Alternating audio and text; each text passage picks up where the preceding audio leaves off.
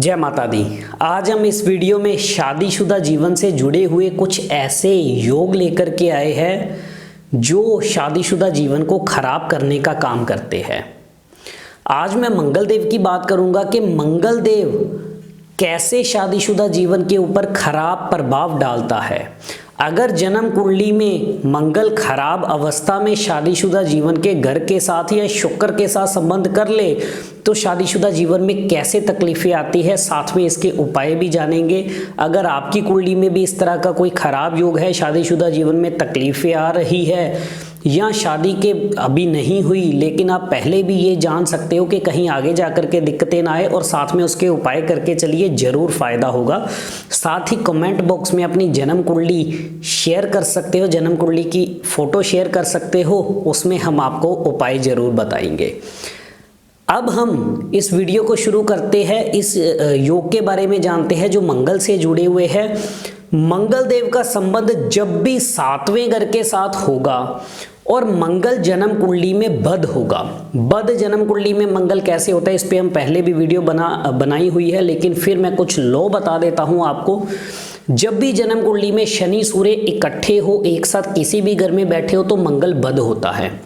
या जन्म कुंडली में शुक्र और बुध का मेल हो तब भी मंगल बद माना जाता है, या शुक्र 9वें घर के अंदर हो तब भी मंगल बद माना जाता है। ये कुछ मैंने योग आपको बताए जिसके कारण मंगल बद हो जाता है। इसके अलावा और भी बहुत सारे जन्म कुंडली के अनुसार लो है जिसके कारण मंगल बद होता है या अशुभ होता है या शुभ होता है। वो जन्म कुंडली देख करके पूरा विस्तार में पता चल सकता है। जब भी मंगल का संबंध और मंगल बद हो और उसका संबंध 7वें घर के साथ बना हुआ हो, जैसे मान लीजिए लगन के अंदर पहले घर में मंगल बैठा है लेकिन मंगल बद है और उसकी दृष्टि सीधी 7वें घर के ऊपर पड़ेगी, या मंगल चौथे घर के अंदर बैठा है, चौथे घर में बैठा ही नीच माना जाता है लाल किताब के अनुसार, और उसकी दृष्टि 7वें घर पे पड़ जाए, या मंगल 7वें ही घर में बद होकर के बैठ जाए, या 12वें घर के मंगल की 8वीं दृष्टि बद की दृष्टि जब 7वें घर के ऊपर पड़ेगी, तो ऐसे में शादी के बाद शादीशुदा जीवन में तकलीफें जरूर देखने को मिलती है। ऐसे में कहीं इंसान की शादी 28 साल की उम्र से पहले हो जाए और मंगल बद हो कुंडली के अंदर और इन घरों के अंदर बैठा हो, पहले घर में, चौथे, 7वें या 12वें घर के अंदर बैठा हो और मंगल बद हो और 28 साल की उम्र से पहले शादी हो जाए और इसके उपाय नहीं किए अगर शादी से पहले, तो शादी के बाद पति पत्नी के आपसी तालमेल बिल्कुल नहीं मिल पाएंगे। स्वभाव के अंदर गुस्सा बहुत ज़्यादा बढ़ेगा। जैसे ही मांगलिक कार्य होगा उसके बाद गुस्सा और बढ़ेगा शादी के बाद, जिसके कारण गुस्सा ज़्यादा होने के कारण पति पत्नी के तालमेल अच्छे ना बनना, छोटी छोटी बातों पर घर में कलेश होना, और इसका खराब असर घर में बाकी सदस्यों पर भी पड़ता है। यानी घर में एक के बाद एक बीमारियां आती है, घर का पैसा बीमारियों पर खर्च होता है, पैसा टिक नहीं पाता, पैसे की खराबी, और घर में कलेश बहुत हद तक बढ़ा देता है। 12वें घर के अंदर ये मेल हो तो पति पत्नी बेडरूम में भी प्यार नहीं करते, लड़ाइयाँ ही करते हैं, निजी सुख भी खराब करने का काम करता है।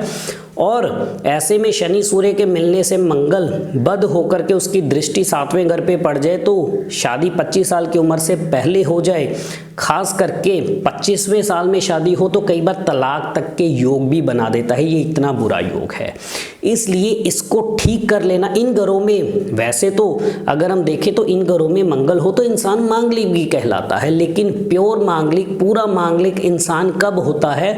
जब मंगल का संबंध चंद्रमा के साथ हो और मंगल इन घरों में बैठा हो, 1, 4, 7, 8 या 12 के अंदर मंगल हो और चंद्रमा का संबंध हो, तब इंसान पूर्ण मांगलिक कहलाता है। लेकिन इन घरों में अगर मंगल बद बैठ जाए तो शादीशुदा जीवन खराब होती जरूर है, तकलीफें जरूर आती है। अब इसके लिए उपाय क्या करने हैं? इसमें मंगल बद के उपाय करने बहुत जरूरी है। सबसे पहले कुछ सावधानियों के बारे में बताऊंगा। दक्षिण मुखी मकान में नहीं रहना, जो हम हर वीडियो में बताते हैं, मंगल बद हो दक्षिण मुखी मकान में मत रहिए, तकलीफें बहुत आती है। जब तक दक्षिण मुखी मकान छोड़ोगे नहीं तकलीफें ख़त्म नहीं होंगी। लेकिन अगर रहना मजबूरी हो, आप बदल नहीं सकते घर को, तो घर की मेन दहलीज पे तांबे की 3 टोपी वाली कीलें जरूर गाड़िए, एक सेंटर में, 2 साइडों के अंदर। अगला उपाय, अगली सावधानियों की बात कर रहे हैं। घर के आसपास कोई कीकर, नीम, बेरी, बड़ या पीपल का पेड़ बिल्कुल नहीं होना चाहिए। घर के बिल्कुल नज़दीक मंदिर भी ना हो या शमशान घाट भी ना हो। खास करके घर की छत से खड़े होकर के शमशान घाट नहीं दिखना चाहिए। अगर दिखेगा तो वो भी आपके लिए तकलीफ़ें पैदा करेगा। उपाय जानते हैं। सबसे पहले हर साल में एक बार मंगलवार के दिन मिट्टी के लोटे के अंदर कम से कम इतना बड़ा लोटा लोगे, उसमें देसी खांड भर के, देसी खांड को बुरा खांड भी बोलते हैं, नॉर्मल आपको किसी भी दुकान से मिल जाएगा, राशन वाली दुकान से मिल जाएगा। लाल कपड़े से उसका मुंह बांध के उसको मंगलवार के दिन गहरा गड्ढा खोद करके दबाना जरूर है। एक तो ये उपाय। अगला उपाय 3 धातु का छल्ला जिसमें सोना, चांदी, तांबा, इनको बराबर मात्रा में लगवा करके अनामिका उंगली में पहनाइए। हो सके अगर तकलीफें ज़्यादा हो तो जितने घर में मर्द है सभी को पहना सकते हो ये तांबे का छल्ला। अगला उपाय 43 दिन लगातार 400 ग्राम गुड़ की रेवड़ियाँ जल प्रवाह करनी बहुत ज़रूरी है।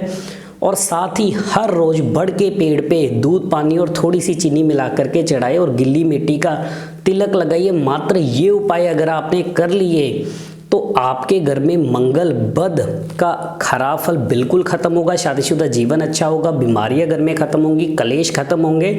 और साथ ही हो सके तो घर में किसी भी प्रकार का हथियार नहीं रखना आपने, नहीं तो मंगल बद की खराबी को बढ़ाएगा। कल को लड़ाई झगड़े में ऐसे लोगों के अंदर गुस्सा इतना बढ़ जाता है कि वो हथियार तक चला देते हैं, जिसके कारण परेशानियां और बढ़ती है, पुलिस पंगे पड़ते हैं। तो इन चीज़ों का ध्यान रखिए, उपाय कीजिए, जरूर लाभ होगा। इसी तरह से हम और भी विषयों पे जुड़े रहेंगे। इजाज़त दीजिए। जय माता।